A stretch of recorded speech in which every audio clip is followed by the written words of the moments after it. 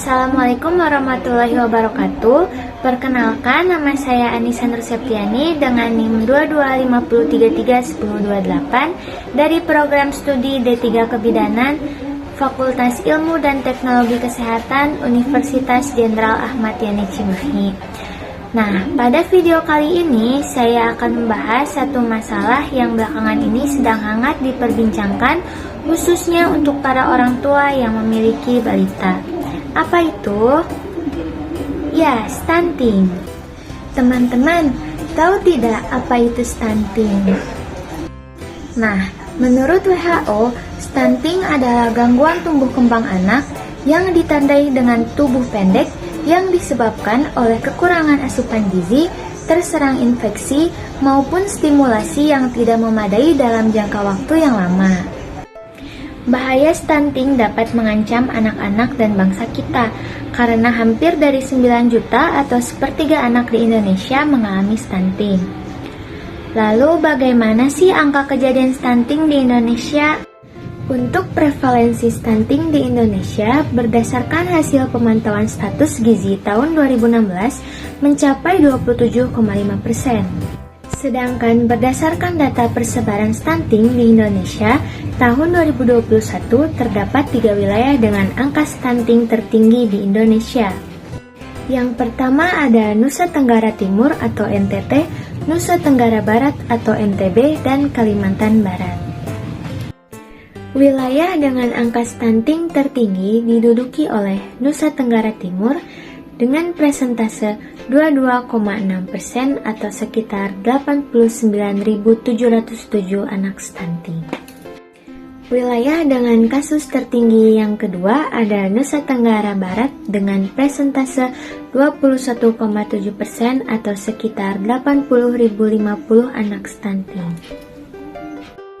Selanjutnya ada Kalimantan Barat dengan persentase 21% atau sekitar 33.255 anak stunting.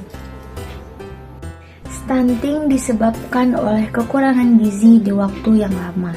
Pada 1000 hari pertama kehidupan dari janin sampai anak berusia 2 tahun, perkembangan otak dan fisik menjadi terhambat.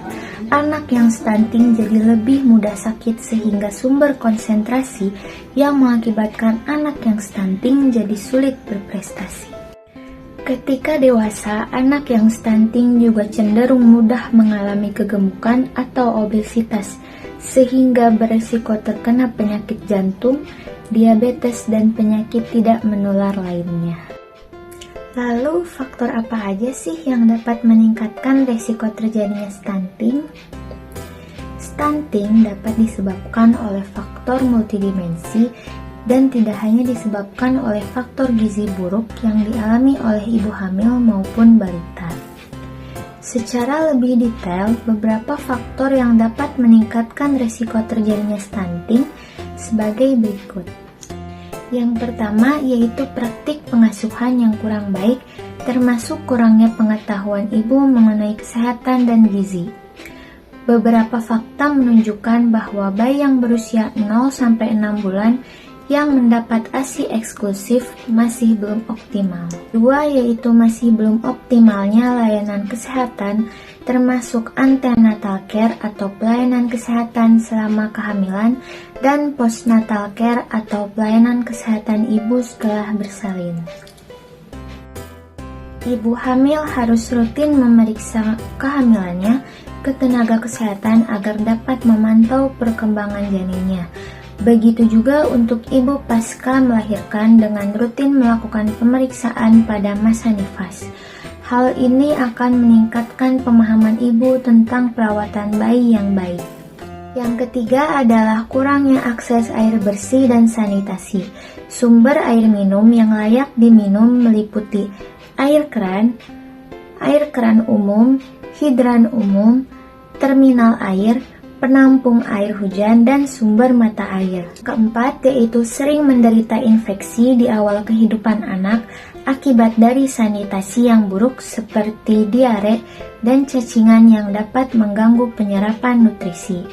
Penyakit infeksi bayi dapat menyebabkan berat badan bayi turun Jika kondisi ini berlangsung cukup lama tanpa disertai pemberian ASI yang cukup, maka dapat menyebabkan stunting. Lalu apa sih ciri-ciri anak yang mengalami stunting? Nah, yang pertama, berbadan lebih pendek dari anak seusianya. Yang kedua, proporsi tubuh cenderung normal tetapi muka anak tampak lebih muda dari teman seusianya. Yang ketiga, berat badan rendah untuk anak seusianya. Dan yang terakhir, pertumbuhan tulang terlambat atau tertunda. Tapi tenang teman-teman, stunting itu dapat dicegah loh, terutama dengan mengoptimalkan masa 1000 hari pertama kehidupan anak. Stunting umumnya diakibatkan oleh kurangnya asupan nutrisi pada 1000 hari pertama kehidupan anak. Lalu apa sih yang harus dilakukan? Yang pertama yaitu memenuhi kebutuhan gizi sejak hamil. Ibu yang sedang mengandung disarankan untuk mengonsumsi makanan dengan zat gizi seimbang dan mengonsumsi suplemen yang disarankan oleh dokter. Yang kedua yaitu memberikan ASI eksklusif selama 6 bulan. ASI berfungsi untuk mencegah anak dari stunting karena ASI mengandung zat gizi makro dan mikro yang dibutuhkan untuk tumbuh kembang bayi. Yang ketiga yaitu memberikan MPASI dari anak berusia 6-24 bulan, dan yang terakhir adalah menjaga kesehatan lingkungan. Nah, sekarang teman-teman sudah paham kan? Karena itu, yuk sama-sama cegah stunting dengan mengoptimalkan masa 1000 hari pertama kehidupan anak atau HPK anak. Salam sehat.